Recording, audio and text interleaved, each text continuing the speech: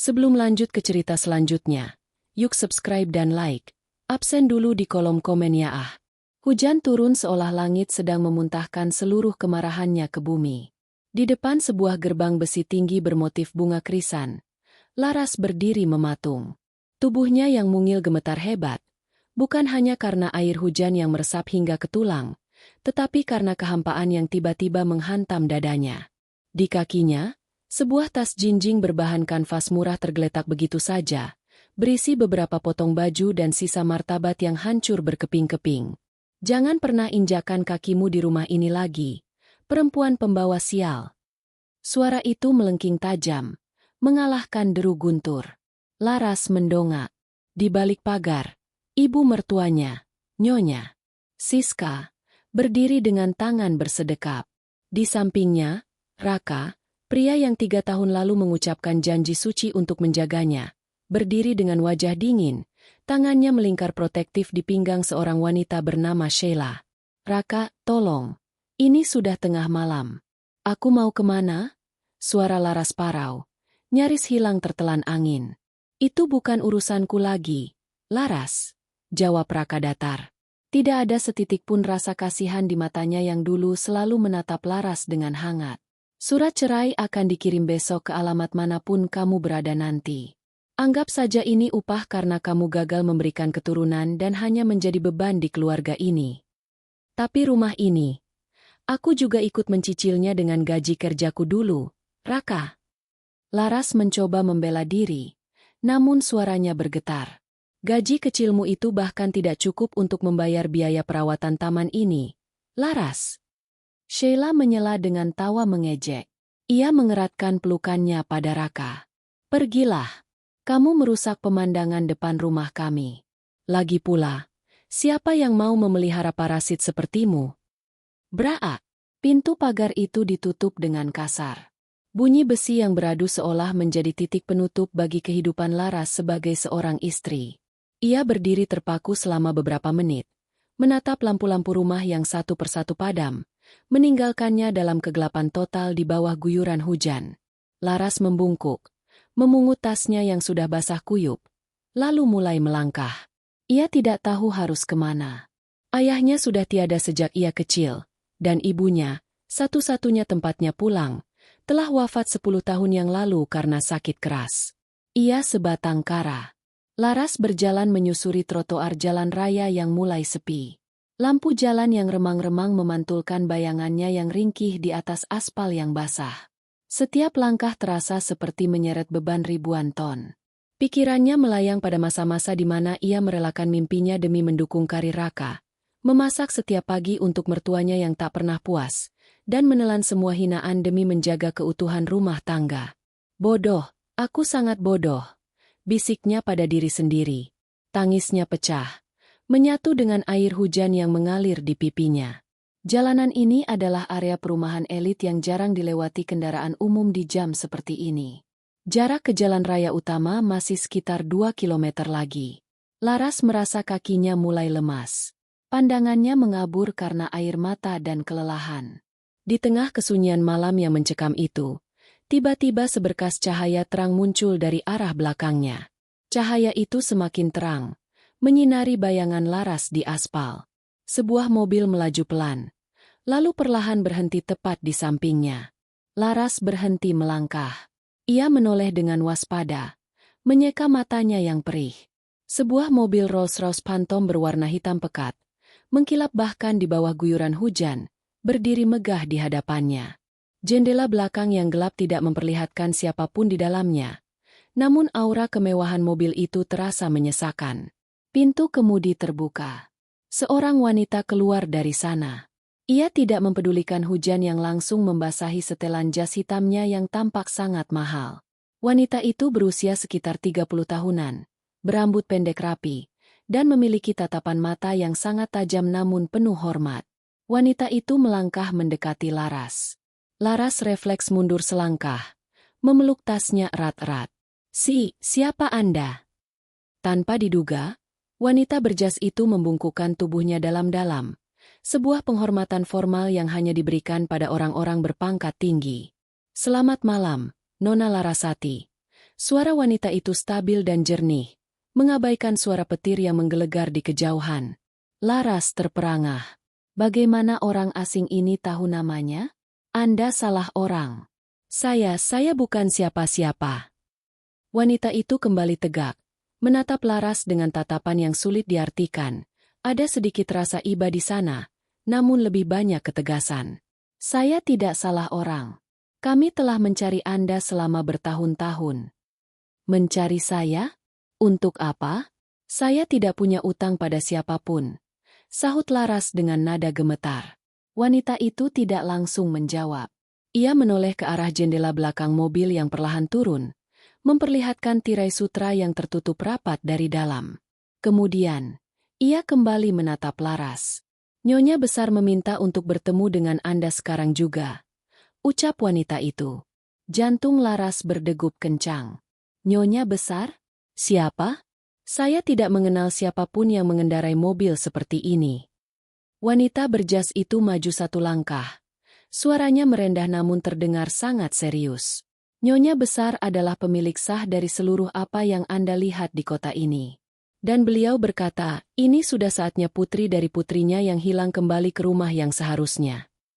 Laras menggelengkan kepala, merasa dunia ini sudah gila. Itu tidak mungkin. Ibu saya sudah lama wafat. Beliau hanya seorang penjahit kecil di desa. Saya tidak punya keluarga kaya. Ibu Anda, Ibu Sarah, adalah putri tunggal yang paling dicintai. Beliau tidak meninggal sebagai penjahit biasa di mata Nyonya, Nona Laras. Beliau meninggal sebagai seorang putri yang bersembunyi karena luka masa lalu.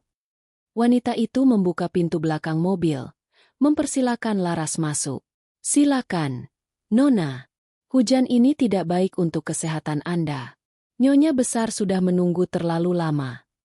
Laras menatap kursi belakang mobil yang tampak sangat nyaman dan hangat. Ia melihat ke arah jalanan gelap di depannya, jalan menuju kehancuran dan kemiskinan, lalu kembali menatap mobil mewah itu. Sesuatu di dalam dirinya, sebuah insting yang selama ini terkubur oleh penindasan Raka, tiba-tiba bergejolak. Jika ini adalah mimpi, Laras tidak ingin bangun di trotoar yang dingin. Jika ini adalah nyata, maka malam ini bukan hanya akhir dari pernikahannya, tapi awal dari sesuatu yang akan membuat Raka dan keluarganya memohon ampun padanya. Dengan tangan yang masih gemetar, Laras melangkah masuk ke dalam kemewahan yang tidak pernah ia bayangkan sebelumnya. Pintu ditutup dengan suara dentuman yang solid, mengunci suara hujan dan derita masa lalunya di luar sana. Suasana di dalam kabin Rolls-Royce itu begitu senyap, hingga Laras bisa mendengar detak jantungnya sendiri yang berpacu liar. Bau kulit mahal dan aroma parfum sandalwood yang menenangkan memenuhi indera penciumannya. Di luar, rintik hujan masih menghantam kaca mobil, namun di dalam sini, semuanya terasa seperti dunia yang berbeda, dunia yang hangat, kedap suara, dan sangat berkuasa. Wanita berjas hitam yang tadi menjemputnya duduk di kursi depan, di samping sopir yang mengenakan sarung tangan putih. Wanita itu melirik Laras melalui spion tengah. Nama saya Maya, Nona Laras. Saya adalah asisten pribadi sekaligus kepala keamanan untuk Nyonya besar. Anda tidak perlu takut. Anda adalah tamu paling terhormat kami malam ini. Ucapnya dengan nada yang jauh lebih lembut dari sebelumnya. Laras hanya bisa meremas ujung bajunya yang basah, merasa sangat kontras dengan kemewahan di sekelilingnya. Kemana kita akan pergi? Dan siapa yang Anda maksud dengan Nyonya besar? Kita menuju kediaman Raharjo. Dan mengenai Nyonya besar, Anda akan segera mengetahuinya. Mobil mewah itu meluncur membelah kegelapan malam, melewati jalanan yang semakin lama semakin menjauh dari daerah perumahan kelas menengah tempat Raka tinggal. Mereka memasuki sebuah kawasan di perbukitan yang dikelilingi pagar beton tinggi dengan penjagaan ketat. Saat gerbang besar terbuka otomatis, Laras terperangah melihat sebuah rumah yang lebih tepat disebut istana. Bangunan bergaya Eropa klasik itu berdiri megah dengan pilar-pilar putih raksasa yang disinari lampu taman berwarna keemasan. Mobil berhenti tepat di depan lobi utama. Maya turun dan membukakan pintu untuk Laras. Dengan langkah ragu, Laras turun. Ia merasa seperti gembel yang tersesat di istana raja. Air hujan yang menetes dari pakaiannya meninggalkan noda di lantai marmer yang berkilau. Namun tak ada satupun pelayan yang menegurnya. Mereka justru menundukkan kepala saat Laras lewat. Maya menuntunnya melewati aula besar yang dindingnya dihiasi lukisan-lukisan antik, menuju sebuah ruangan perpustakaan pribadi yang luas. Di sana, di depan perapian yang menyala, duduk seorang wanita tua dengan rambut perak yang disanggul rapi. Meski wajahnya sudah dihiasi kerutan, gurat kecantikan dan otoritas yang luar biasa masih terpancar kuat dari sosoknya. Ia mengenakan kebaya sutra berwarna biru tua dengan bros berlian yang menyilaukan. Wanita tua itu perlahan berdiri. Tangannya yang memegang tongkat perak sedikit gemetar. Matanya yang tajam mendadak berkaca-kaca saat menatap wajah Laras. "Mata itu," bisik wanita tua itu dengan suara serak. Mata itu persis seperti milik Sarah. Laras terpaku di tempatnya. Siapa Anda? Mengapa Anda menyebut nama ibu saya?" Wanita itu melangkah mendekat, mengabaikan jarak dan protokol. Ia mengulurkan tangan, menyentuh pipi Laras yang dingin dengan jemarinya yang hangat. "Namaku adalah Rahayu Raharjo. Dan aku adalah nenekmu, Larasati." Dunia seolah berhenti berputar bagi Laras. "Nenek? Itu tidak mungkin. Ibu selalu bilang kalau dia tidak punya keluarga lagi. Dia bilang dia tumbuh di panti asuhan." Rahayu menghela napas panjang. Sebuah desahan yang syarat dengan penyesalan bertahun-tahun. Ia menuntun Laras untuk duduk di sofa bludru di depan perapian. Maya dengan sigap membawakan selimut hangat dan secangkir teh jahe untuk Laras. "Ibumu tidak berbohong sepenuhnya, Laras. Dia membuat dirinya merasa tidak punya keluarga karena aku telah membuangnya." Rahayu memulai ceritanya dengan mata menerawang ke arah api yang menari di perapian. 25 tahun yang lalu, Sarah, ibumu, jatuh cinta pada seorang pria biasa. Seorang pria yang menurut standar keluarga Raharjo tidak memiliki masa depan. Aku yang saat itu sangat keras dan mementingkan martabat bisnis, memberikan pilihan padanya. Tinggalkan pria itu atau pergi dari rumah ini tanpa membawa sepeser pun. Laras mendengarkan dengan napas tertahan. Ia ingat ibunya selalu menyimpan sebuah foto lama yang bagian wajah prianya sudah robek. Namun ibunya selalu menatap foto itu dengan kerinduan yang mendalam. "Sarah memilih cinta," lanjut Rahayu dengan suara yang mulai pecah. "Dia pergi malam itu juga. Aku pikir dia akan kembali setelah mencicipi kemiskinan. Tapi aku salah. Anakku memiliki harga diri yang jauh lebih besar dari kekayaanku. Dia menghilang, memutus semua akses, dan mengubah identitasnya. Selama puluhan tahun aku mengerahkan detektif untuk mencarinya. Namun Sarah sangat pintar bersembunyi. Aku baru menemukan jejaknya setahun yang lalu. Namun aku terlambat. Aku hanya menemukan makamnya." Rahayu menatap Laras dengan penuh kasih sekaligus rasa bersalah. "Tapi Tuhan masih memberiku kesempatan. Detektifku menemukan bahwa Sarah meninggalkan seorang putri. Aku terus mengawasimu dari jauh. Laras, aku tahu saat kamu menikah dengan pria bernama Raka itu. Aku ingin menjemputmu saat itu. Tapi aku ingin melihat apakah pria pilihanmu bisa membahagiakanmu lebih baik daripada aku membahagiakan ibumu." Laras menunduk. Air matanya jatuh ke dalam cangkir teh. "Anda melihat semuanya? Anda tahu bagaimana mereka memperlakukanku?" "Ya." Suara Rahayu tiba-tiba berubah dingin dan tajam seperti sembilu. "Aku tahu bagaimana mertuamu menghinamu. Aku tahu pengkhianatan suamimu. Dan aku tahu bagaimana malam ini mereka mengusirmu seperti sampah di tengah hujan. Aku meminta Maya untuk tidak melakukan intervensi hingga saat terakhir. Karena aku ingin kamu melihat sendiri wajah asli mereka tanpa embel-embel kekayaanku." Rahayu menggenggam tangan Laras erat-erat. "Laras, dengarkan aku. Darah yang mengalir di tubuhmu adalah darah keluarga Raharjo. Kamu bukan parasit.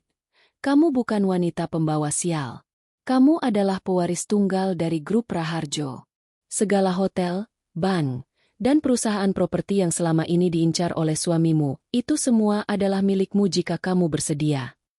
Laras terdiam, mencoba memproses kenyataan gila ini. Dalam 1 jam, Ia berubah dari seorang janda terusir yang tak punya tempat tinggal menjadi salah satu orang terkaya di negeri ini. Ia membayangkan wajah sombong Ibu Siska, wajah licik Sheila, dan tatapan meremehkan Raka. "Apa yang harus aku lakukan?" tanya Laras dengan suara yang kini lebih mantap. Rahayu tersenyum, sebuah senyuman yang menyimpan kekuatan badai. "Ambil kembali martabatmu. Aku akan memberimu segalanya, pendidikan, kekuasaan, dan pengaruh. Tapi kamu harus berjanji satu hal, jangan pernah membiarkan dirimu diinjak-injak lagi. Jadilah singa yang seharusnya, dan biarkan tikus-tikus itu tahu siapa yang sebenarnya mereka lawan." Laras menatap api di perapian. Rasa sakit di hatinya belum hilang, namun kini ada api lain yang mulai menyala di sana. Api balas dendam yang dingin. "Aku menerima tawaran Anda, Nenek," ucap Laras tegas. "Aku ingin mereka merasakan apa yang aku rasakan. Tapi aku ingin menghancurkan mereka dengan tanganku sendiri."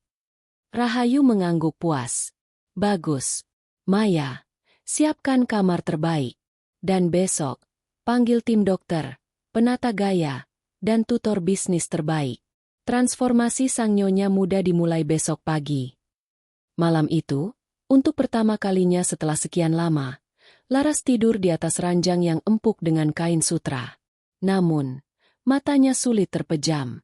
Ia menatap langit-langit kamar yang mewah, membayangkan hari di mana ia akan berdiri di depan Raka, bukan sebagai istri yang memohon, melainkan sebagai penguasa yang akan mencabut seluruh dunianya.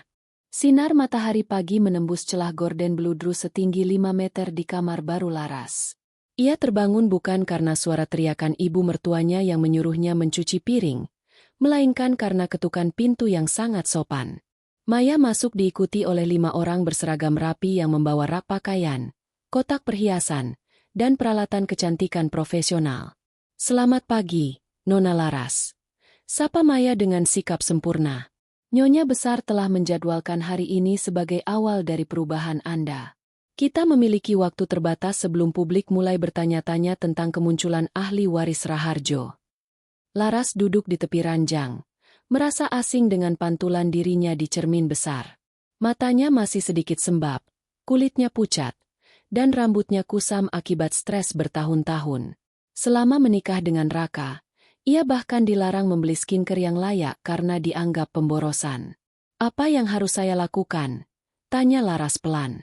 "Anda hanya perlu menyerahkan diri Anda pada kami," jawab Maya dengan senyum tipis. Proses itu dimulai dengan perawatan tubuh intensif. Laras merasa seolah-olah lapisan penderitaan di kulitnya dikelupas habis. Namun, bagian paling dramatis adalah saat penata rambut ternama yang didatangkan khusus mulai bekerja.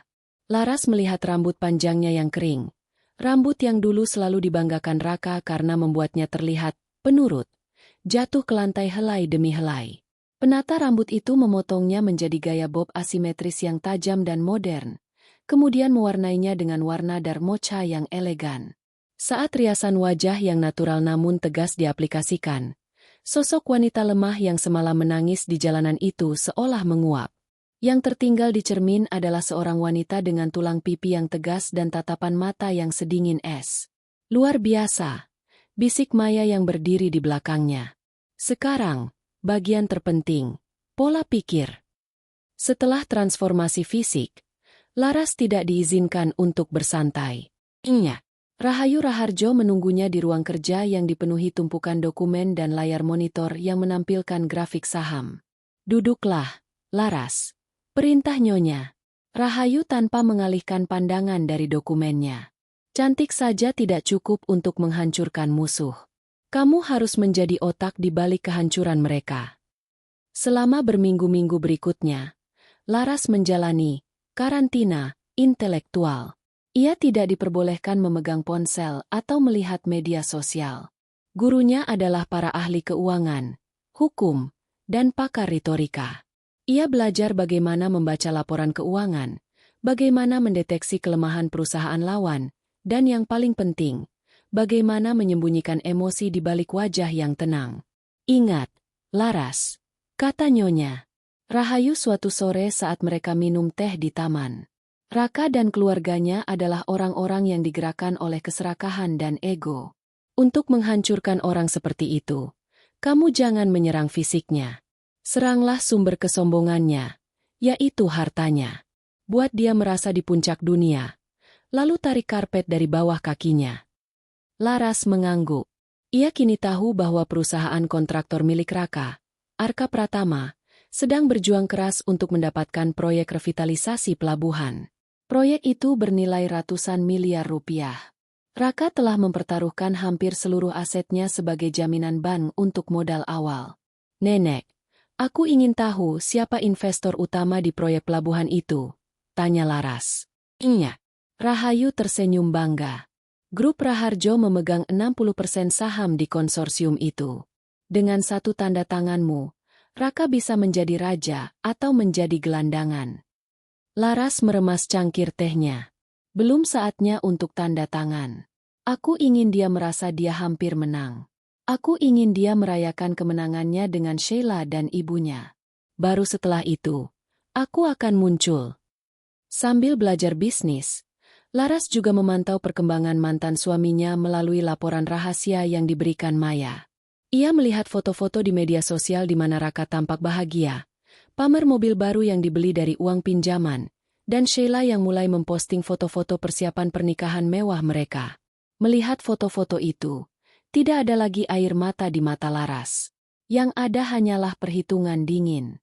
Ia teringat bagaimana ibu mertuanya pernah menuduhnya mencuri uang belanja hanya karena ia membeli sepasang sepatu murah untuk bekerja. Ia ingat bagaimana Raka membiarkannya tidur di sofa saat ia sedang sakit hanya karena Sheila ingin ditemani makan malam. Maya, panggil Laras suatu malam. Ya, Nona. Siapkan gaun terbaik untukku. Gaun yang paling mahal dan paling mencolok. Aku mendengar ada pesta amal minggu depan yang diselenggarakan oleh Asosiasi Pengusaha, dan aku tahu Raka akan ada di sana untuk mencari muka. Tentu. Nona, apakah Anda ingin kami menyiapkan pengawalan? Tidak perlu banyak-banyak. Cukup kamu dan 2 orang pengawal. Aku ingin mereka melihatku bukan sebagai ancaman pada awalnya, tapi sebagai teka-teki yang tidak bisa mereka pecahkan. Laras berdiri di depan jendela besar Menshan, menatap lampu-lampu kota yang berkelap-kelip. Di suatu tempat di sana, Raka mungkin sedang tertawa, mengira ia telah membuang sampah yang tak berharga. Ia tidak tahu bahwa sampah yang ia buang kini telah menjadi pemilik dari tanah yang ia pijak. Laras menyentuh lehernya yang kini dihiasi kalung mutiara pemberian neneknya. Ia bukan lagi Larasati yang malang. Ia adalah Larasati Raharjo. Dan badai baru saja dimulai. Babak pertama akan segera dimulai. Raka, bisiknya pada kegelapan malam. Semoga kamu sudah siap untuk jatuh dari ketinggian. Lampu kristal raksasa di ballroom Hotel Grand Astoria memantulkan cahaya yang menyilaukan, menciptakan suasana kemewahan yang hampir menyesakan. Malam ini adalah acara Gala Charity Business Networking, sebuah ajang bergengsi di mana para pengusaha papan atas berkumpul untuk memamerkan pengaruh mereka. Di salah satu sudut ruangan, Raka berdiri dengan tegak, mengenakan tuxedo abu-abu metalik yang tampak baru. Di lengannya, Sheila bergelayut manja dengan gaun merah mencolok yang mengekspos bahunya. Sayang, lihat itu. Bisik Sheila sambil menunjuk ke arah sekelompok pengusaha properti senior. Kalau kita bisa mendapatkan perhatian dari perwakilan grup Raharjo malam ini, proyek pelabuhan itu pasti jatuh ke tanganmu. Kita bisa membeli penthouse di Singapura bulan depan. Raka tersenyum penuh kemenangan. Tenang saja. Aku sudah menyiapkan proposal terbaik. Kabarnya, malam ini CEO baru mereka akan hadir. Ini adalah kemunculan perdana ahli waris itu setelah Nyonya Rahayu mengumumkan suksesi kepemimpinan. Tak jauh dari mereka, Nyonya Siska, Ibu Raka, sibuk memamerkan tas kulit buaya terbarunya kepada sekumpulan ibu-ibu sosialita.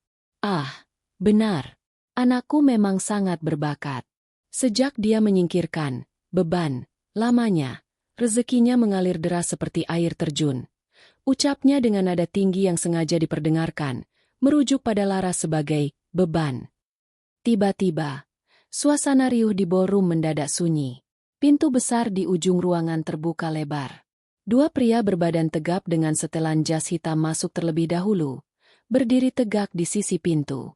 Kemudian, seorang wanita melangkah masuk. Suara langkah sepatu hak tingginya yang beradu dengan lantai marmer terdengar ritmis dan penuh wibawa. Wanita itu mengenakan gaun evening gown berwarna hitam legam dengan potongan minimalis namun sangat elegan, karya desainer ternama. Rambut bob asimetrisnya yang tajam membingkai wajah yang dipulas riasan bold, dengan lipstik merah gelap yang memancarkan aura kekuasaan.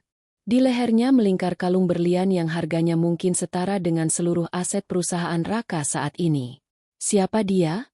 Bisik orang-orang di ruangan itu. Raka terpaku. Jantungnya berdegup kencang karena sebuah perasaan yang tidak asing. Namun ia segera menepisnya. Wanita di depannya ini terlihat sangat berkelas, sangat kaya, dan sangat dingin. Jauh berbeda dengan mantan istrinya yang selalu tampak kusam, berbau bawang dapur, dan selalu menunduk ketakutan. Itu CEO baru grup Raharjo.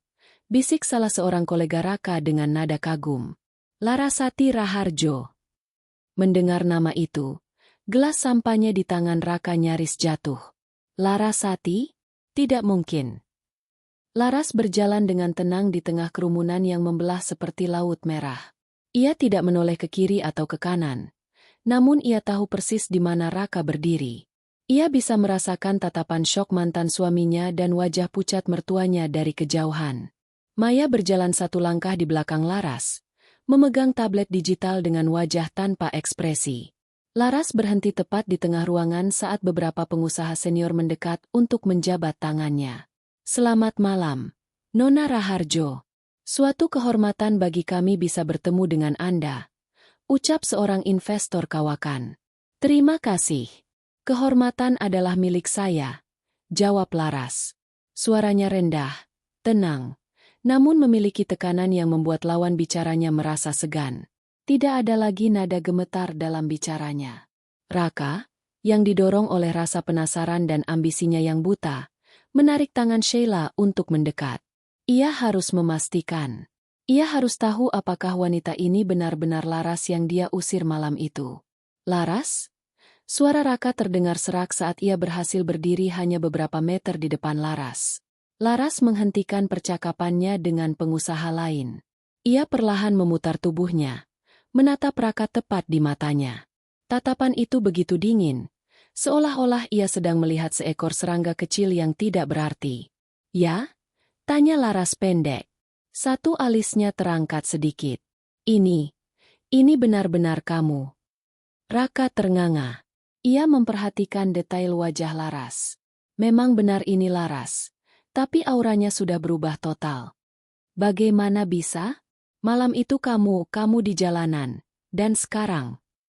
Sheila, yang merasa terancam dengan kehadiran Laras yang mempesona, mencoba mengintervensi. Raka, jangan konyol. Dia mungkin hanya orang yang mirip. Laras yang kita kenal itu hanya babu yang tidak punya tempat tinggal. Mendengar kata, babu, Maya, asisten Laras, maju selangkah dengan wajah mengancam. Namun Laras mengangkat tangan kecilnya untuk menahan Maya. Laras justru tersenyum, sebuah senyuman yang tidak mencapai matanya. Maaf, apakah kita pernah bertemu? Tanya Laras dengan nada bertanya yang sangat formal, seolah-olah ia benar-benar tidak mengenali pria di depannya. Raka merasa harga dirinya tertusuk. Laras, jangan berpura-pura. Aku suamimu. Aku Raka. Beberapa tamu di sekitar mereka mulai berbisik-bisik. Laras tertawa kecil. Suara tawa yang elegan namun menghina. Tuan Raka dari Arka Pratama, bukan? Laras bertanya sambil melirik Maya. Maya mengangguk cepat. Ah, ya. Saya baru saja meninjau proposal Anda untuk proyek pelabuhan sore tadi. Sayangnya, saya melihat banyak sekali celah dalam integritas perusahaan Anda. Dan sekarang saya mengerti mengapa. Pemiliknya rupanya memiliki kebiasaan berhalusinasi di acara publik. Wajah Raka memerah padam. Laras, aku tahu itu kamu. Kenapa kamu memakai nama Raharjo? Nama saya adalah Larasati Raharjo. Saya adalah cucu dari Rahayu Raharjo. Laras melangkah selangkah lebih dekat, membuat Raka refleks mundur. Laras merendahkan suaranya sehingga hanya Raka dan Sheila yang bisa mendengar. Dan mengenai status, suami, yang Anda sebutkan bukankah Anda sendiri yang membuang Babu itu di tengah hujan 2 minggu lalu? Sebaiknya Anda jaga ucapan Anda, Tuan Raka. Di dunia ini, posisi bisa bertukar dalam sekejap mata. Iya. Siska datang mendekat dengan wajah yang sulit diartikan, antara takut dan serakah. Laras, oh, maksud saya, Nona Laras. Jika Anda benar cucu Nyonya Rahayu, maka kita masih keluarga, bukan? Raka hanya sedikit emosi malam itu. Kita bisa bicarakan ini baik-baik. Laras menatap mantan mertuanya itu dengan pandangan jijik. Keluarga? Saya tidak ingat memiliki keluarga yang membiarkan menantunya kedinginan di jalanan tanpa sepeser pun uang. Maya, tolong catat. Coret Arka Pratama dari daftar kandidat vendor proyek pelabuhan. Saya tidak ingin bekerja sama dengan orang-orang yang tidak memiliki moralitas dasar. Laras, kamu tidak bisa melakukan itu. Itu proyek hidup dan matiku, teriak Raka, mulai kehilangan kendali. Saya bisa melakukan apapun yang saya mau, sahut Laras tenang. Ia kembali berbalik membelakangi mereka, melanjutkan pembicaraan dengan tamu-tamu penting lainnya seolah Raka dan keluarganya hanyalah udara kosong. Raka berdiri mematung di tengah aula, sementara Sheila mulai merengek ketakutan melihat reaksi orang-orang di sekitar mereka yang mulai menjauh.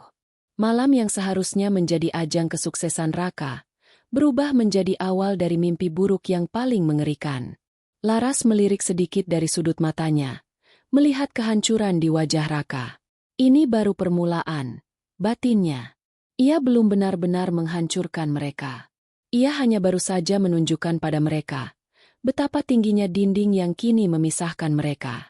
Keesokan paginya, kantor Arka Pratama yang biasanya tenang berubah menjadi seperti sarang lebah yang diganggu. Raka duduk di kursi kebesarannya dengan dasi yang sudah dilonggarkan dan rambut yang berantakan. Di atas mejanya, tumpukan dokumen penolakan investasi dan surat peringatan dari bank berserakan. Kabar tentang insiden di gala semalam telah menyebar secepat kilat di kalangan investor. Di dunia bisnis yang kejam, sekali pemegang kekuasaan tertinggi seperti Larasati Raharjo memberikan sinyal merah, maka semua orang akan menjauh agar tidak ikut terbakar. Raka, bagaimana ini? Pihak Bank Mandiri baru saja menelepon. Mereka meninjau ulang pinjaman modal kita, teriak Nyonya Siska yang tiba-tiba masuk ke ruangan tanpa mengetuk pintu. Wajahnya yang biasanya penuh bedak tebal kini tampak pucat dan kuyu. Raka memijat pelipisnya yang berdenyut. Aku tahu, Bu. Bukan cuma bank. 3 subkontraktor kita juga mendadak memutus kontrak pagi ini. Mereka bilang mereka tidak mau berurusan dengan perusahaan yang masuk. Daftar hitam, Grup Raharjo. Di tengah kepanikan itu, Sheila masuk dengan langkah gontai. Ia tidak lagi mengenakan gaun merah mewahnya, melainkan pakaian kasual yang mahal namun wajahnya tampak muram. Raka, aku baru saja dari toko perhiasan untuk mengambil pesanan cincin kita. Tapi kartu kreditmu ditolak. Mereka bilang limitnya sudah dibekukan. Raka memukul meja dengan keras. Diam kalian berdua. Aku sedang berpikir. Tiba-tiba, telepon kantor Raka berdering. Itu dari sekretarisnya yang mengatakan bahwa ada perwakilan dari sebuah perusahaan investasi bernama Victory Capital yang ingin bertemu. Perusahaan itu menawarkan suntikan dana darurat untuk menyelamatkan proyek pelabuhan. Victory Capital? Aku pernah dengar nama mereka. Mereka sering menyelamatkan perusahaan di ambang bangkrut. Ucap Raka dengan secercah harapan. Suruh mereka masuk. Seorang pria parubaya dengan kacamata berbingkai perak masuk. Ia memperkenalkan diri sebagai Pak Hendra, konsultan senior dari Victory Capital. Dengan gaya bicara yang sangat meyakinkan, Hendra memaparkan rencana penyelamatan Arka Pratama. Kami tahu Anda sedang dalam posisi sulit dengan Grup Raharjo, Tuan Raka. Tapi bisnis adalah bisnis. Kami melihat potensi besar di proyek pelabuhan ini.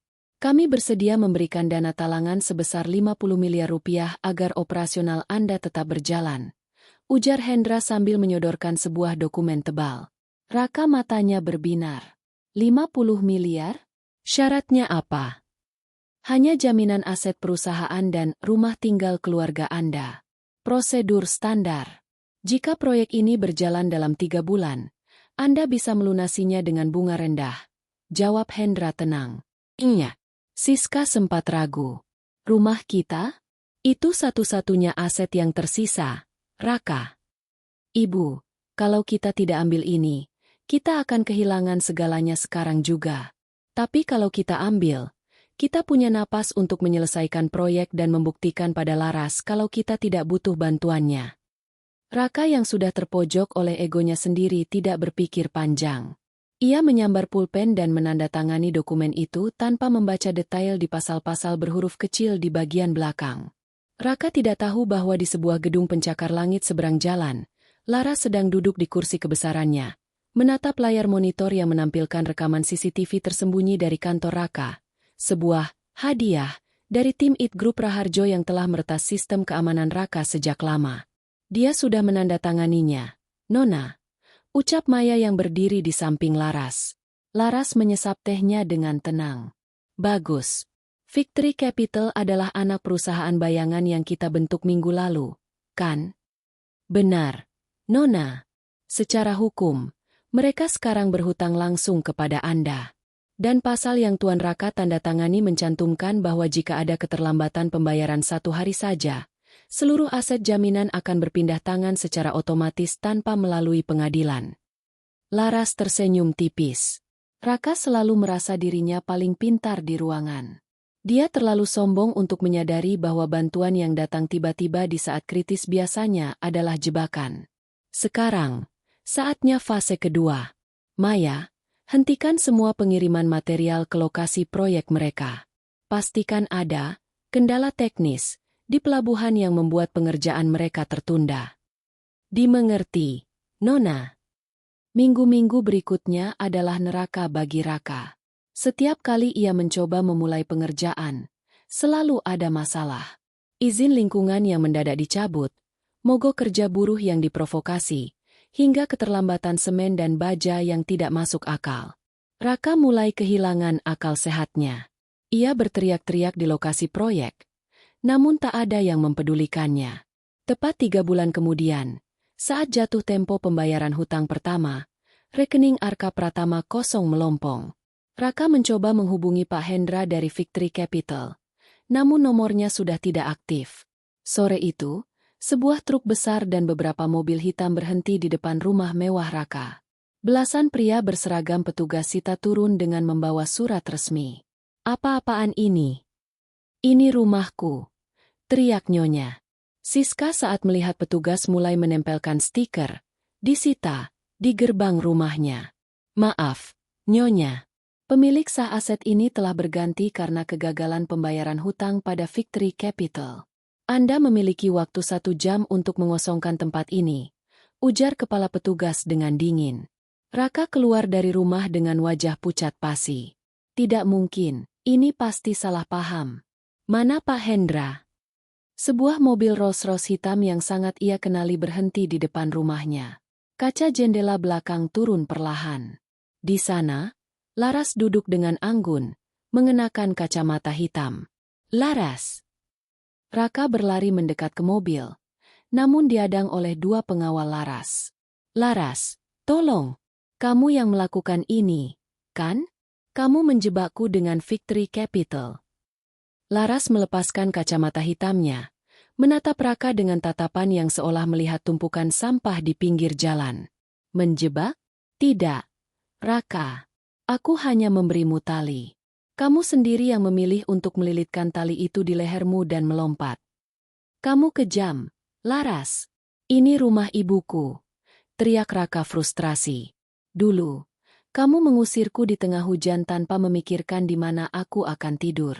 Sekarang, aku memberikanmu kesempatan untuk merasakan hal yang sama. Bedanya, aku melakukannya dengan cara yang legal dan profesional. Laras memberi isyarat pada sopirnya untuk melaju. Laras! Kembali! Laras! Raka berteriak histeris sambil mengejar mobil yang mulai menjauh. Namun ia jatuh tersungkur di atas aspal yang panas. Di belakangnya, Nyonya. Siska menangis meraung-raung sambil memeluk tas-tas mahalnya di pinggir jalan, sementara Sheila sibuk menelepon seseorang, yang kemudian terungkap bahwa ia sedang menghubungi pria lain untuk meminta jemputan, mulai meninggalkan Raka yang sudah tak punya apa-apa.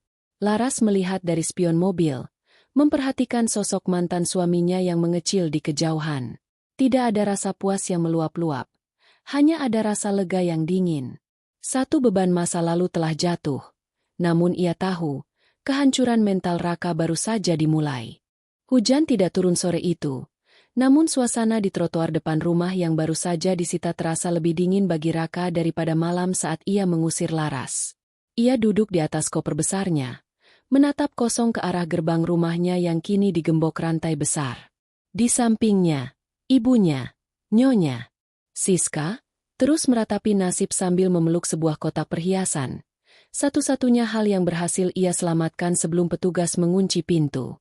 Raka, hubungi Sheila. Mana dia? Kenapa dia tidak membantu kita? Dia bilang ayahnya punya koneksi di pemerintahan. Rengek Nyonya Siska dengan suara serak. Raka merogoh sakunya, mengeluarkan ponsel yang layarnya sudah retak. Ia sudah menghubungi Sheila puluhan kali, namun panggilannya selalu dialihkan. Pesan-pesannya hanya berstatus terkirim tanpa pernah dibaca. Dia bilang dia sedang mengusahakan bantuan.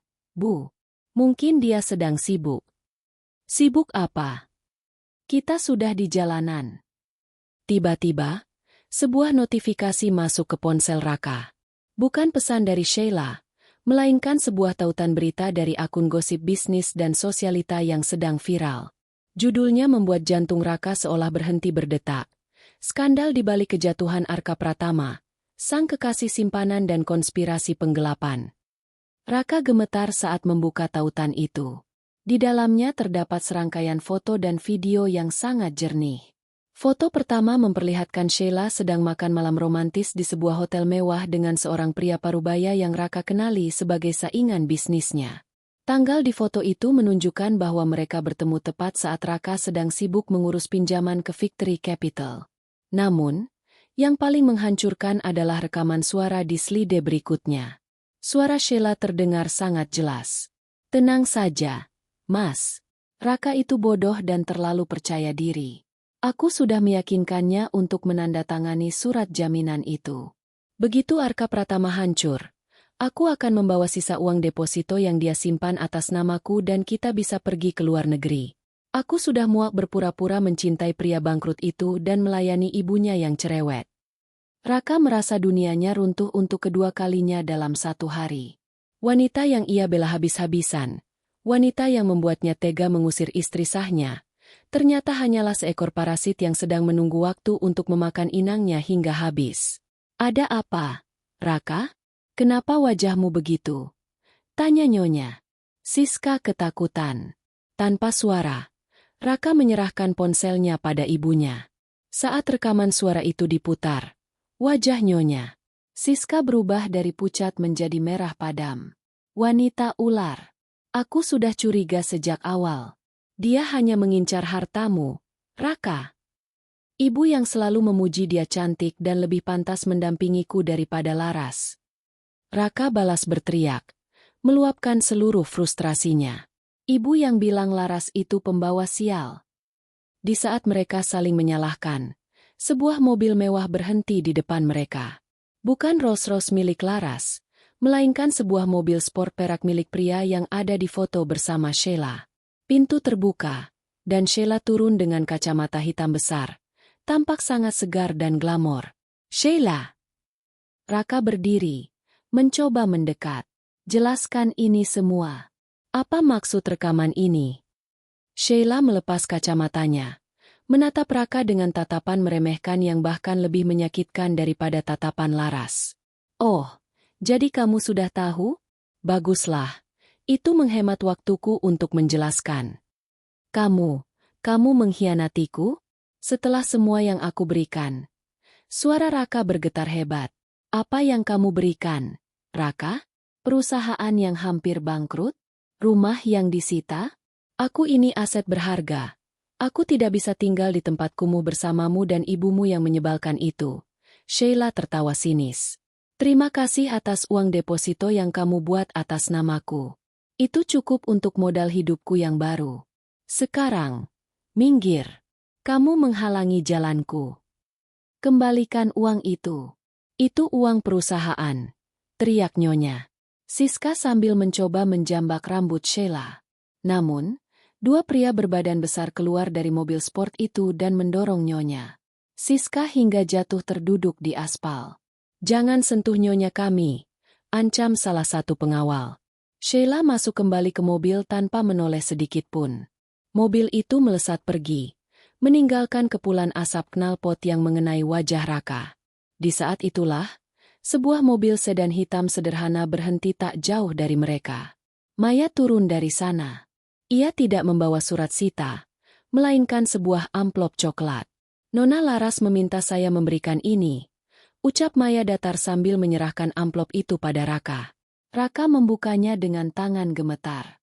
Isinya adalah salinan laporan keuangan Sheila selama 2 tahun terakhir. Di sana terlampir bukti bahwa Sheila telah mencuri uang operasional perusahaan secara kecil-kecilan sejak hari pertama mereka menjalin hubungan gelap. Laras sudah tahu semuanya. Laras sudah memegang bukti ini sejak lama. Namun ia memilih menyimpannya untuk diberikan di saat Raka berada di titik paling bawah. Kenapa? Kenapa Laras tidak memberitahuku lebih awal? Bisik Raka hancur. Maya menatap Raka dengan tatapan dingin. Nona Laras pernah mencoba memperingatkan Anda tentang pengeluaran Sheila yang tidak wajar setahun lalu, Tuan Raka. Tapi Anda justru menamparnya dan menuduhnya cemburu. Anda ingat? Raka terdiam. Ingatan itu muncul seperti kilatan petir. Ya, Laras pernah menunjukkan nota-nota belanja Sheila yang fantastis. Namun Raka justru membela Sheila habis-habisan. Nona Laras berkata, sambung Maya, bahwa pengkhianatan paling sakit bukan datang dari musuh, tapi dari orang yang Anda pilih untuk menggantikan orang yang tulus. Sekarang, Anda sudah mendapatkan apa yang Anda pilih. Maya berbalik dan masuk ke mobilnya, meninggalkan Raka yang mulai menangis meraung-raung di pinggir jalan. Raka kini menyadari bahwa ia tidak hanya kehilangan harta dan rumah, ia telah membuang permata demi segumpal kotoran yang berkilau. Dan bagian paling menyakitkan adalah menyadari bahwa Laras, wanita yang ia usir, adalah satu-satunya orang yang pernah benar-benar tulus mencintainya. Di kejauhan, Laras memantau kejadian itu melalui tablet di tangannya. Ia melihat mantan suaminya hancur berkeping-keping. Namun, di dalam hatinya, tidak ada lagi rasa cinta yang tersisa untuk memaafkan. Balas dendamnya bukan hanya soal uang, tapi soal menghancurkan delusi yang selama ini membuat Raka merasa besar. Satu lagi selesai, Maya, ucap Laras saat asistennya kembali ke mobil. Sekarang, tinggal babak terakhir. Aku ingin melihat bagaimana sujud permohonan maaf mereka di bawah kakiku. 1 bulan telah berlalu sejak penyitaan aset Arka Pratama. Langit Jakarta sore itu berwarna jingga kemerahan. Namun bagi Raka, dunia hanya memiliki satu warna, abu-abu. Ia kini tinggal di sebuah kontrakan sempit di gang sempit pinggiran kota, tempat di mana suara tetangga yang bertengkar dan bau selokan menjadi makanan sehari-hari. Ibunya, Nyonya Siska, yang dulu selalu memakai sutra, kini hanya bisa meratapi nasibnya di atas kasur tipis sambil mengeluhkan nyeri sendi dan udara yang pengap. Raka telah mencoba melamar pekerjaan di belasan perusahaan, namun namanya sudah terlanjur cacat. Di dunia bisnis, ia dikenal sebagai pengusaha gagal yang dikhianati selingkuhannya dan bermasalah dengan raksasa grup Raharjo. Tidak ada yang berani mempekerjakannya. Raka, ibu lapar, rintih Nyonya Siska dari dalam kamar. Obat darah tinggi ibu juga sudah habis. Apa kamu tidak bisa meminjam uang pada teman-temanmu? Raka tertawa getir sambil menatap dompetnya yang kosong. Teman-teman yang mana, Bu? Mereka semua memblokir nomorku sejak kita jatuh.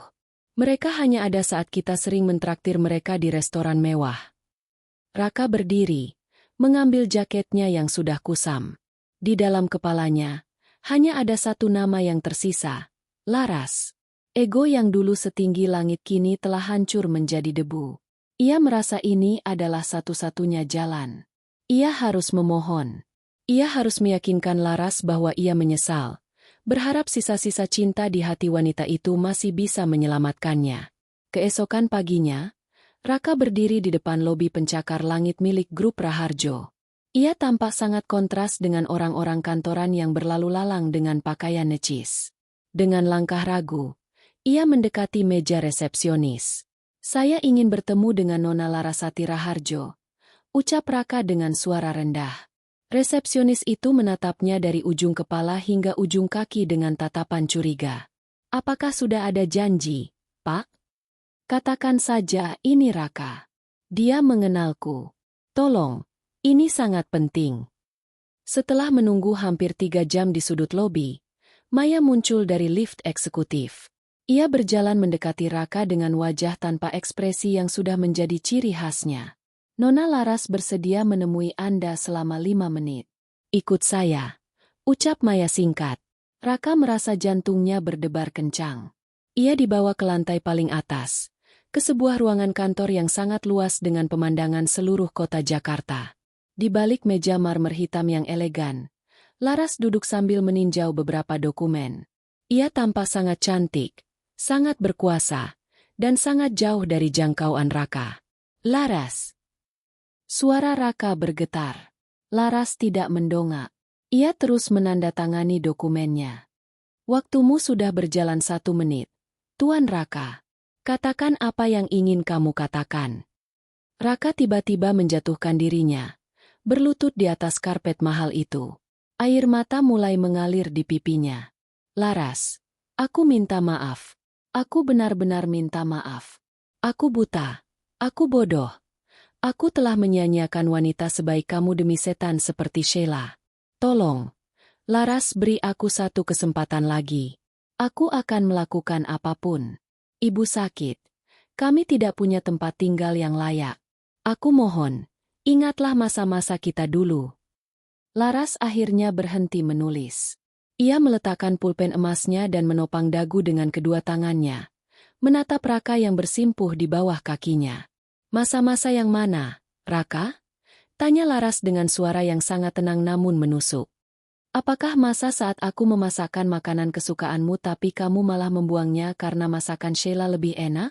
Atau masa saat aku memohon padamu untuk tidak mengusirku di tengah hujan, tapi kamu justru menutup pintu pagar tepat di depan wajahku?" "Aku hilaf, Laras. Aku dipengaruhi oleh mereka," seru Raka sambil mencoba meraih ujung sepatu Laras. Namun Laras menarik kakinya dengan jijik. "Hilaf itu 1 kali, Raka. Apa yang kamu lakukan selama 3 tahun adalah pilihan sadar.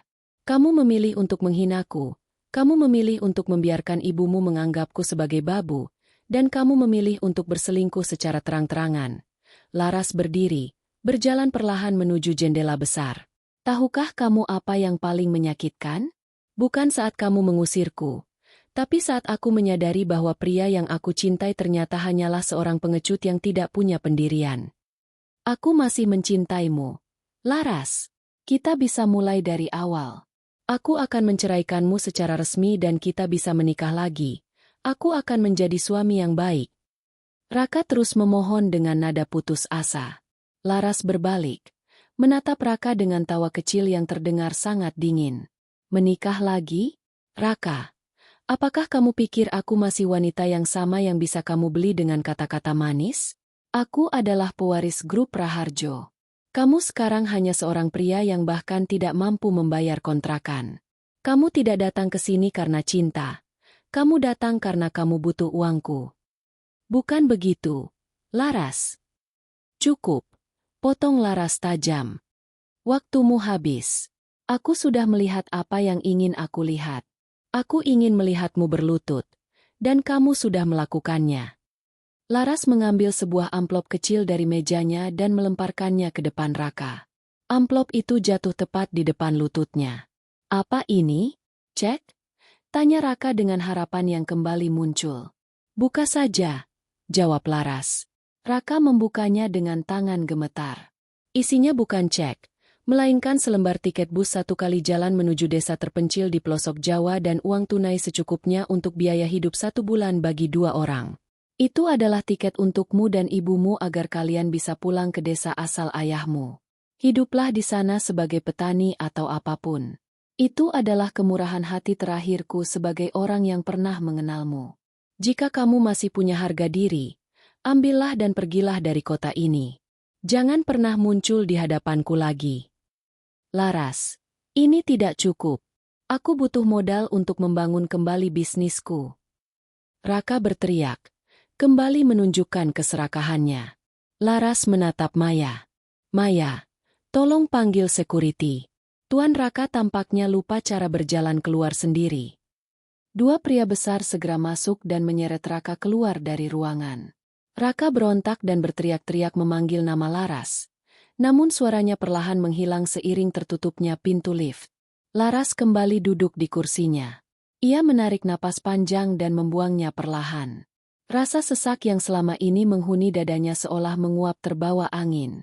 Ia melihat pantulan dirinya di meja marmer. Seorang wanita yang telah menyelesaikan urusan dengan masa lalunya. Nona, apakah Anda baik-baik saja? Tanya Maya lembut. Laras tersenyum. Kali ini sebuah senyum yang tulus. Aku sangat baik, Maya. Ternyata melihat musuhmu memohon itu tidak senikmat yang aku bayangkan. Justru mengabaikan mereka sepenuhnya adalah kemenangan yang sesungguhnya. Namun, di luar sana, ia tahu ada satu orang lagi yang belum ia hadapi secara langsung. Ibu mertuanya yang sombong, yang sedang menunggu di kontrakan dengan harapan Raka akan membawa kabar baik. Laras memutuskan, sudah saatnya memberikan kunjungan terakhir yang tidak akan pernah dilupakan oleh wanita itu. Jika Raka adalah pelaku utama dalam penghancuran mental Laras, maka Nyonya Siska adalah sutradara di balik setiap hinaan yang ia terima selama 3 tahun. Bagi Nyonya Siska, menantu bukan bagian dari keluarga, melainkan pelayan tanpa gaji yang harus bisa melakukan segalanya namun tidak berhak memiliki apapun. Kini, di dalam kontrakan sempit yang bau apek, Nyonya Siska sedang duduk gelisah. Ia terus memoles kuku jarinya yang mulai kasar dengan kikir kuku lama, mencoba mempertahankan sisa-sisa gaya hidup sosialitanya yang sudah punah. Raka lama sekali, gumamnya.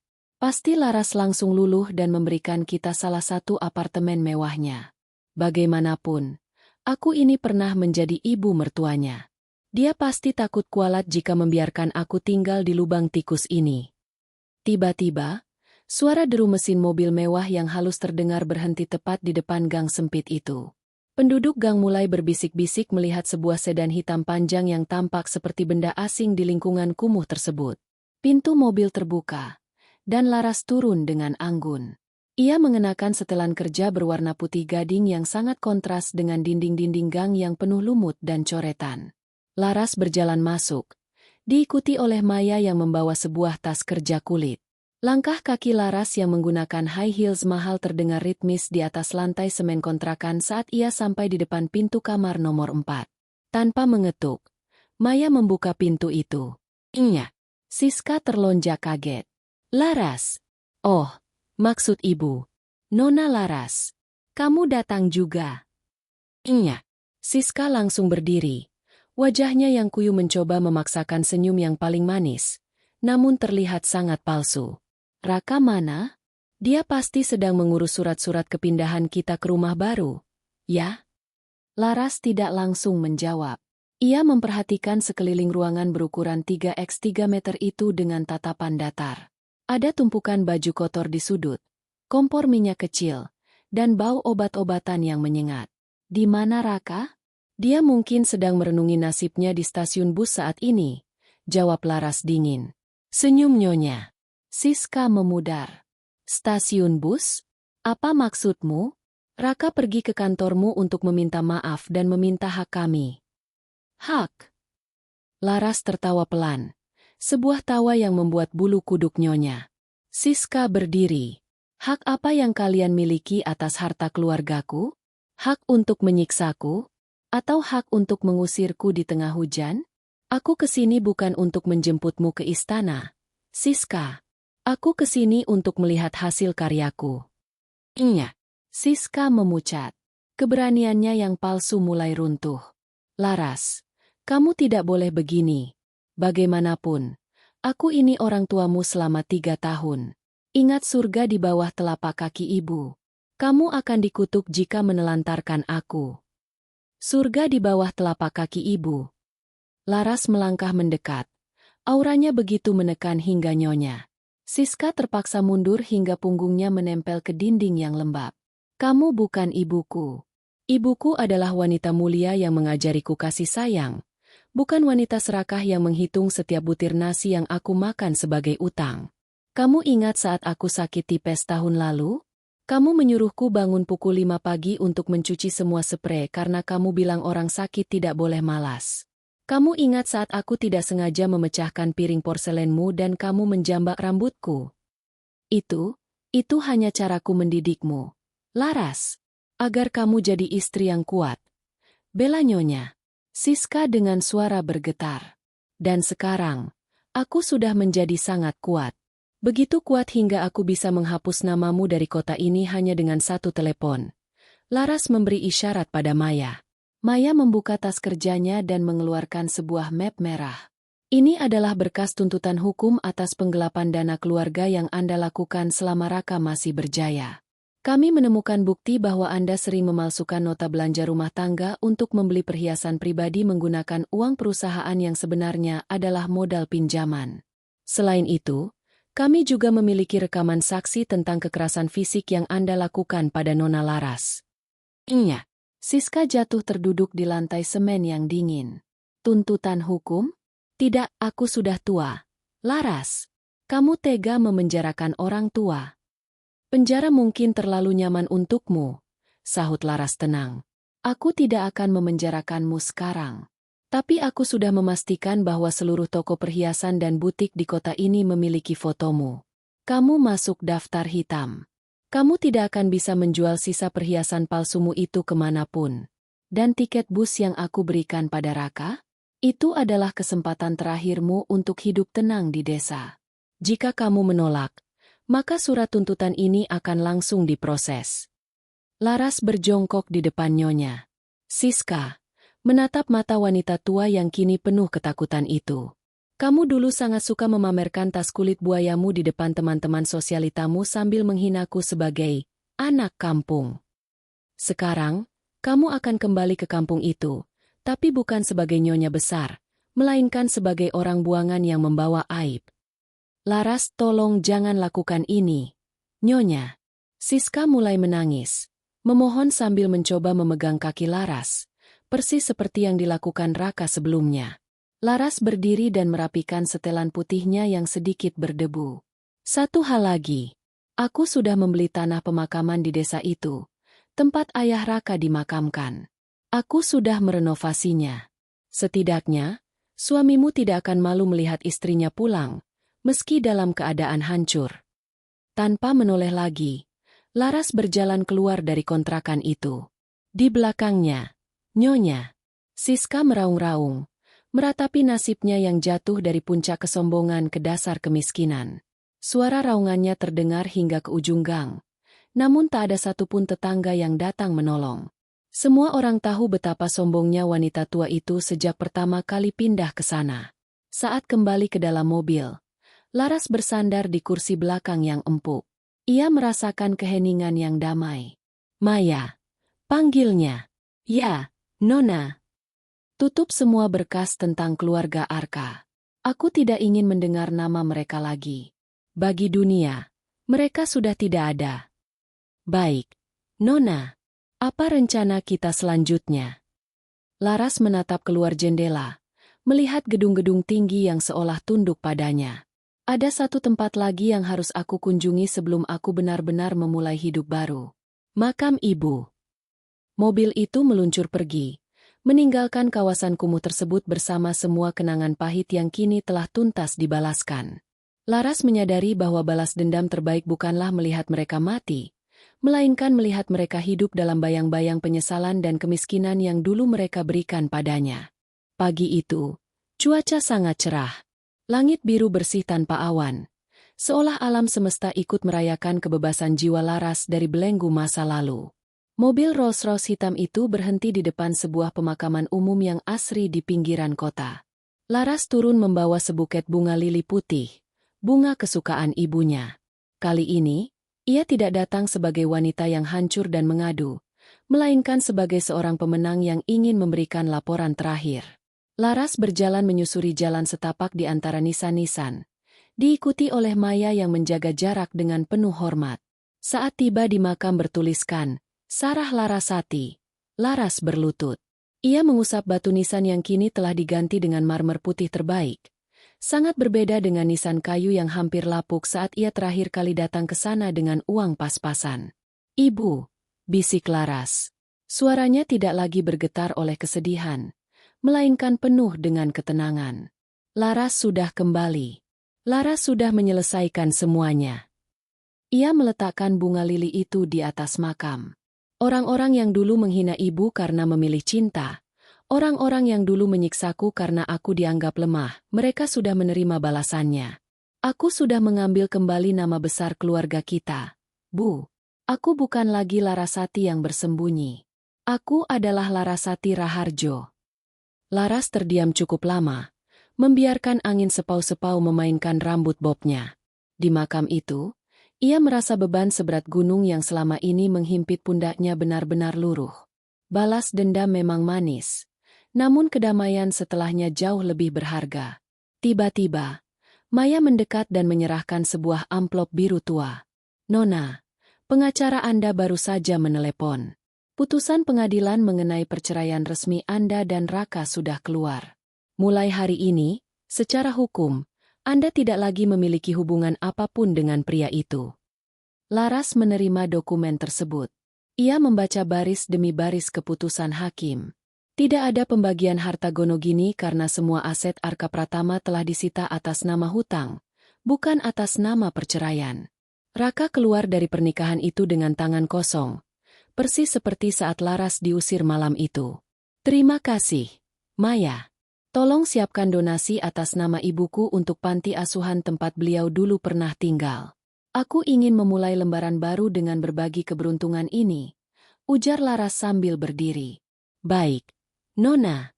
Selain itu, Nyonya Besar Rahayu meminta Anda untuk segera kembali ke kediaman. Ada tamu penting yang ingin bertemu." "Tamu penting? Siapa?" "Perwakilan dari firma hukum internasional.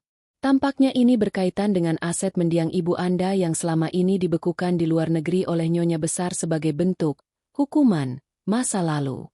Kini setelah Anda terbukti mampu memimpin, Nyonya Besar ingin menyerahkan semuanya." Laras mengangguk. Ia memberikan penghormatan terakhir pada makam ibunya sebelum melangkah kembali ke mobil. Perjalanan menuju Menshan Raharjo terasa berbeda. Ia tidak lagi melihat jalanan dengan rasa takut akan masa depan. Sesampainya di Menshan, Nyonya Rahayu sudah menunggu di beranda depan dengan senyum lebar yang jarang diperlihatkan. Di sampingnya, seorang pria muda berkacamata dengan setelan jas abu-abu berdiri dengan sopan. "Laras, perkenalkan ini Adrian, pengacara keluarga kita di Singapura," ucap Nyonya Rahayu. Dia datang untuk membawa kabar yang sudah tertunda selama 20 tahun. Adrian membungkuk hormat. "Nona Larasati, ibu Anda, Nona Sarah, sebenarnya tidak pernah benar-benar melepaskan hak warisnya. Beliau hanya menyimpannya di sebuah trust fund atas nama Anda yang hanya bisa dicairkan jika Anda telah resmi menggunakan nama Raharjo dan memiliki posisi di perusahaan. Nilai aset itu cukup untuk membangun 10 perusahaan seperti Arka Pratama dari nol." Laras tertegun. Jadi, selama ini ibunya tidak benar-benar miskin. Ibunya memilih hidup sederhana dan menderita hanya agar Laras belajar menjadi kuat sebelum memegang kekuasaan yang sesungguhnya. Ibunya ingin memastikan Laras tidak menjadi sombong seperti keluarga Raharjo lainnya, namun juga tidak lemah seperti dirinya di masa muda. "Ibu, dia sangat memikirkan masa depanku," bisik Laras dengan mata berkaca-kaca. "Sarah adalah wanita paling keras kepala yang pernah aku kenal, tapi dia juga yang paling bijaksana," sahut Nyonya Rahayu sambil merangkul cucunya. "Sekarang, semua bayang-bayang itu sudah hilang. Raka sudah pergi, Sheila sudah menghilang, dan masa lalu ibumu sudah bersih. Kamu bebas, Laras." Laras menatap dokumen-dokumen di depannya. Pembersihan ini bukan hanya tentang menghukum musuh, tapi tentang merapikan kembali kepingan jati diri yang sempat hancur.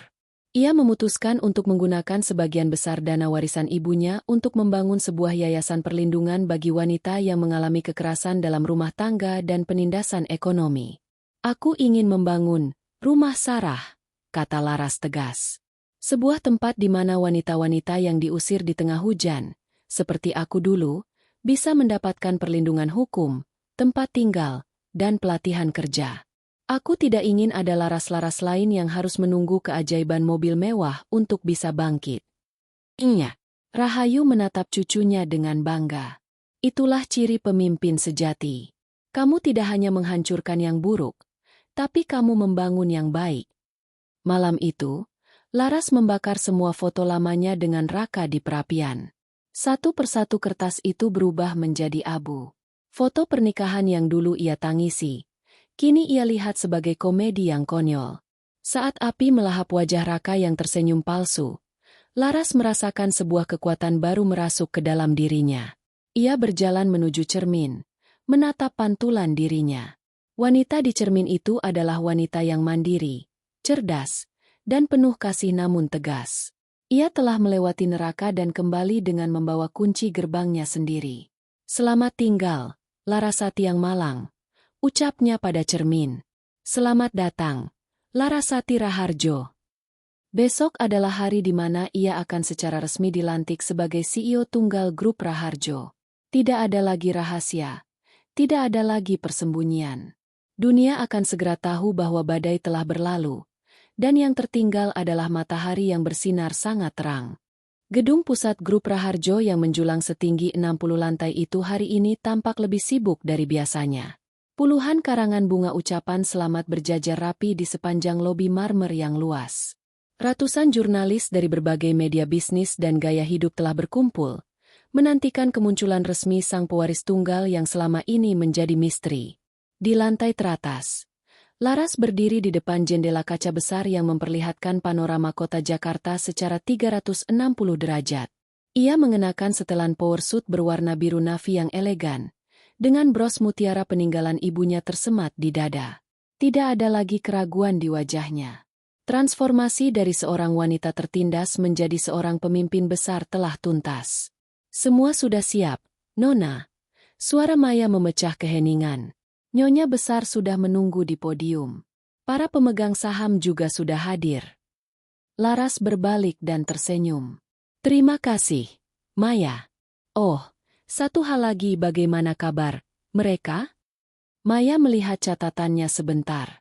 Sesuai laporan terakhir, Raka dan ibunya telah berangkat menuju desa di pelosok Jawa menggunakan bus kelas ekonomi tadi pagi.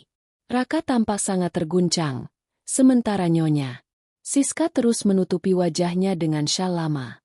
Sedangkan Sheila, kabarnya ia ditinggalkan oleh kekasih barunya setelah seluruh rekening deposito yang ia curi dari Arka Pratama dibekukan oleh pihak kepolisian atas laporan penggelapan yang kita ajukan.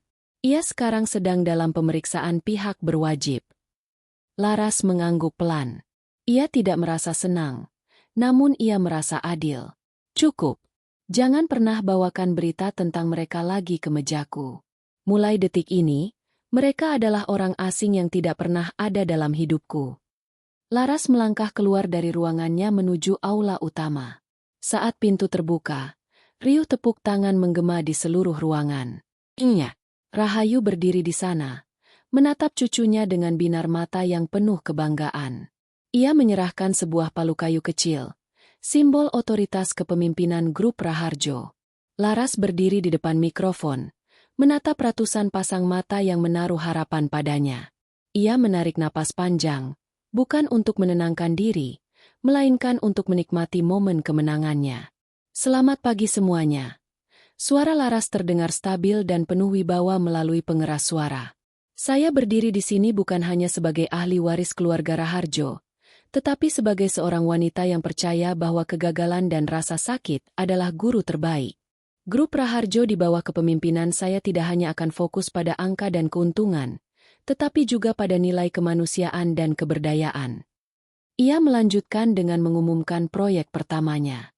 "Hari ini, saya secara resmi meluncurkan Yayasan Sarah Larasati."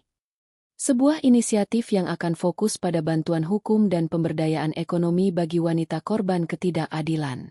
Karena saya percaya, tidak ada wanita yang harus berjalan sendirian di bawah hujan jika kita bisa menyediakan tempat berteduh bagi mereka. Tepuk tangan kembali bergemuruh. Kali ini lebih tulus dan meriah.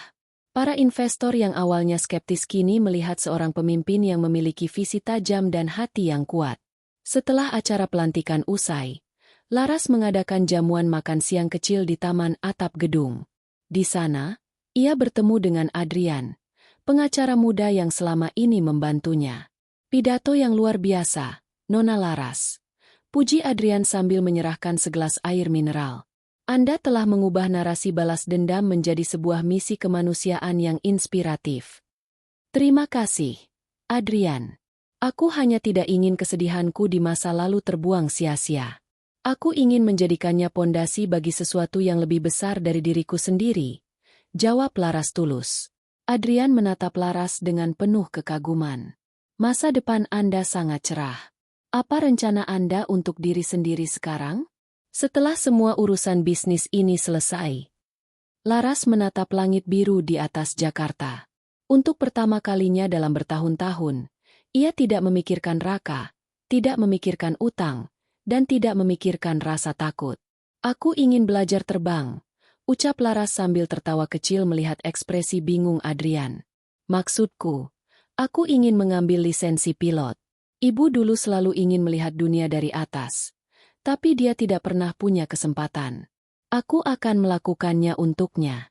Dan selebihnya, aku ingin menikmati hidup sebagai Laras yang baru, tanpa bayang-bayang siapapun.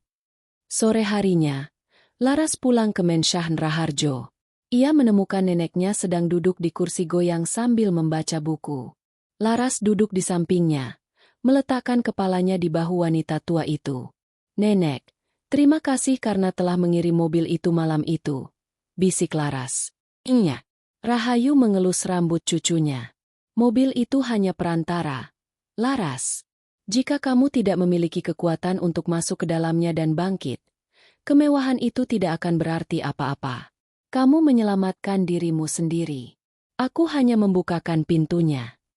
Laras memejamkan mata, merasakan kehangatan yang selama ini ia rindukan. Ia teringat jalanan sepi di malam hujan itu, saat ia merasa hidupnya berakhir. Ternyata, itu bukanlah akhir, melainkan sebuah tikungan tajam menuju puncak gunung. Malam itu, Laras berdiri di balkon kamarnya. Ia melihat lampu-lampu kota yang berkelap-kelip seperti berlian yang tersebar di atas kain bludru hitam. Ia bukan lagi wanita yang diusir. Ia adalah wanita yang memiliki jalannya sendiri. Dengan senyum yang tenang, Laras menutup pintu balkon dan mematikan lampu. Esok hari akan ada tantangan baru, bisnis baru, dan petualangan baru. Namun, satu hal yang pasti, Larasati Raharjo tidak akan pernah lagi menundukkan kepalanya di depan siapapun. Ia telah berjalan melewati badai, dan sekarang, dialah sang matahari. Tamat.